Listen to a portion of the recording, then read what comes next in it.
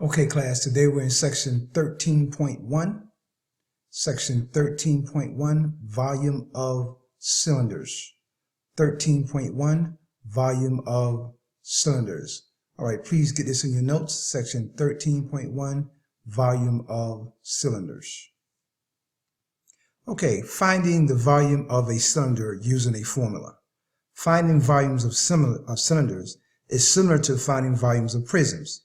You find the volume of both a prism and a cylinder by multiplying the height by the area of the base. So V is equal to B times H, where B is the area of the base. The base of a cylinder is a circle. So for a cylinder, B, that is the area of the base, is equal to pi times r squared. The volume of a cylinder with a radius r is the area of the base times the height. So V is equal to B times H. Once again, B is the area of the base times the height. Or you can say V is equal to pi times r squared times H.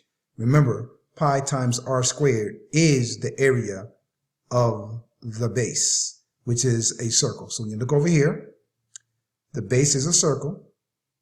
So the bottom circle and the top circle are equal. And then we have the height. And don't forget the radius is only halfway across. To go all the way across, that would be the diameter. All right, now let's take a look at example 1. Find the volume of each cylinder. Round your answer to the nearest tenth if necessary. Use 3.14 for pi. So we write our equation down. Volume is equal to pi times r squared times h. Once again, area of the base. We see our height is 10, and we see our radius is 3. Notice the radius goes from only halfway. Goes from one edge to the middle. One edge to the middle. So once again, volume is equal to pi times r squared times h. They told us to use 3.14 for pi. We know that the radius is 3. So we put 3 squared there. And we know that the height is 10. So we put 10 there. So now everything from the equation has been plugged in. Now we follow our order of operations. So we get 3.14 times 9. 3 times 3, 3 squared is 9, times 10. So now all we do is multiply all three numbers. 3.14 times 9. We get that answer. And then 9 times 10. Excuse me, I said that wrong. 3.14 times 9. And then we get that answer, multiply it by 10, and then we come out with 282.6. And remember, this symbol right here means similar to or congruent. All right, now let's take a look at example B. We notice it's still a cylinder even though it's laid horizontally, but it's still a cylinder. All right, here we see that our height is going to be 13 centimeters. And we have to be careful with our radius because here they give us that the diameter, so this line goes from one end all the way to the other end. That's the diameter. And the diameter is 6.4. Well, the radius is half of the diameter because the radius only goes halfway. So we look at our equation, and by the way, they tell us this, since the diameter is 6.4, that means that the radius is going to be 3.2. Recall that the diameter of a circle is twice the radius. So d, diameter, is equal to 2 times the radius. Or we can say that the radius is equal to d divided by 2. That's a fancy way of saying that the radius is equal to half of the diameter. Whenever you divide it by 2, whenever you're dividing by 2, that means a half. So volume is equal to pi times r squared times h. Once again, they tell us that pi is equal to 3.14. And half of 6.4 is 3.2. So now we're going to have 3.2 squared times 13. That's going to equal to or be similar to 3.14 times 10.24. If you take 3.2 and multiply it by 3.2, you will come out with 10.24, and then you multiply that by the height, which is 13. So now we have 3.14 times 10.4. Put that in your calculator to get your answer. and then multiply that by 13, and you come out with 418. So the volume is about 418 centimeters cubed. And remember that volume is always in cube units. Volume is always in cube units. Okay, that explains examples 1. All right. I think we got one more example to look at, but let's make sure. Okay, next we're going to find the volume of a cylinder in a real-world context. Find the volume of a cylinder in real-world context. The Longhorn Band at the University of Texas at Austin has one of the world's largest bass drums, known as Big Bertha. Example 2. Big Bertha has a diameter of 8 feet and is 4.5 feet deep. Find the volume of the drum to the nearest tenth. Use 3.14 for pi. Step 1. Find the radius of the drum. Radius is equal to the diameter divided by 2. And that's equal to 8 divided by 2, which is 4. Now remember, they told us that the diameter was 8 feet. The diameter was 8 feet. So once again, diameter divided by 2 will give us the radius. So 8 divided by 2 is 4. So now let's find the volume of the drum. So we're going to use our same equation. Volume is equal to pi times r squared times h. All right, we know that pi is equal to 3.14. We found that the radius was 4, so 4 squared. And that's going to be times 4.5. So 3.14 times 16, 4 times 4 will give you 16, times 4.5. So when you multiply all three of those out, you will come out with 226.08. 226.08. Now don't forget, volume is in cube units. In this case, it's feet squared. Now also, don't forget, when they say diameter, the diameter means it goes from one end to the other end.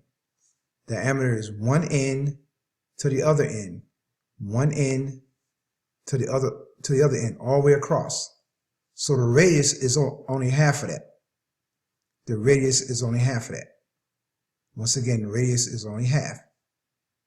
Half. So that means you divide the diameter by 2. All right, that's good enough for you to start your lesson. You may begin. Now let's take a look at how we find the volume of cylinders. So let's take a look at an example. Here's a cylinder. Its circular base has a radius of 5, and the thing has a height of 12. How do you find the volume? Well, we use the exact same idea that we've used for the rectangular prism and for the triangular prism. Namely, we find the area of the base and multiply by the height. So in this case, we have to find the area of the base. Well, the base, I remind you, is a circle, right? So we have a circle, and the area of a circle is pi r squared, and then we just multiply it by the height. So no problem at all. We get the following formula for the volume of a cylinder. Pi r squared, that's the area of the base, times h, that's the height. So let's actually find the volume of this particular cylinder, and let's use an approximation for pi of 3.14 so we can actually produce a numerical approximation to this. So the actual volume is going to be pi times r squared, that's going to be 5 squared, that's 25, times the height, which is 12. And so if you actually put in an approximation, we see 3.14 multiplied by 25 multiplied by 12, and then we can actually work this on a calculator, and we'd actually see 942, and the units here are inches cubed. Remember, volume always has cubic units, and these are all in inches. So there we have it. Neat! Let's try that one together. Here we have our cylinder, and we're told that that's not the radius, you see. A natural, great, classic mistake would be to think of 8 as the radius and put that in here and take 8 squared, which is 64. That's great, If you would do that, congratulations, you made a classic mistake. Remember, we have to put in the radius. So here we're given the diameter is 8, so what's the radius? The radius would be half of that, which is 4. So for this question, our volume would be pi times r squared. Now r is half of 8, which is 4. 4 squared is 16, multiplied by the height, which is 20. And if we approximate this numerically with 3.14 for pi, then we have 3.14 times 16 times 20. And what does that equal? Well, that actually equals 1004.8. And my units here are feet, but not just feet alone. They're feet times feet times feet. So they're feet cubed. They're little cubed feet. Anyway, you can see how nice it is to find the volume of this particular shape. And let's take a look at one more, just for fun, just for fun. It's all good, it's all good. This one's a little bit weird, because the radius is equal to h over 3 plus 1, where h, I remind you, stands for the height. But we're given that the height is 18. So this is a really sort of silly question, I'd say. It's sort of silly because we first have to hunt down the radius. So let's first of all hunt down the radius. The radius equals h, which we know is the height. That's going to be 18, divided by 3 plus 1. Well, 18 divided by 3 is 6. 6 plus 1 is 7. So this was a very cryptic way of saying the radius is 7. Now we're home free. The volume equals pi times r squared, which is 7 squared, or 49, multiplied by the height, which is 18. And if we want to estimate that numerically using 3.14 for pi, then we have 3.14 times 49 times 18. And if you actually type these numbers into a calculator and see what we get numerically, we see 2,769.48. And my units here are centimeters cubed. Volume always has cubic units. And so there you can see the volume for this particular cylinder, where the radius involved a little bit of trickery for us to identify it exactly.